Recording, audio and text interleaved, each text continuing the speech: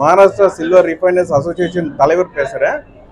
இங்கே கடந்த 20 வருஷமாக நம்ம கோணியம்மன் தேர் அன்னைக்கு பொதுமக்களுக்காக இங்கே அன்னதானம் வருஷம் செஞ்சுட்டு வரோம்.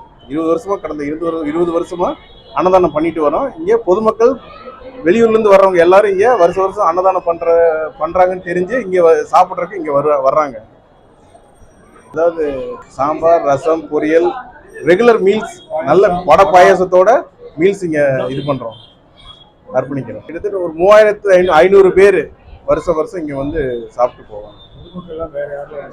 பொதுமக்கள் இங்கே பாதுகாப்புக்கு வர்ற போலீஸ் அதிகாரிகள் எல்லாருமே இங்கே தான் வந்து சாப்பிட்டுட்டு போவாங்க. அதாவது தேருக்கு பாதுகாப்புக்காக வர்ற போலீஸ் அதிகாரிகள், சுற்று வட்டாரத்தில் இருக்கிற போலீஸ் அதிகாரிகள் எல்லாருமே சுமார் ஒரு 800லேருந்து 1000 பேர் இங்கே வந்து அன்னதானம் இங்கே வந்து சாப்பிட்டுட்டு போவாங்க.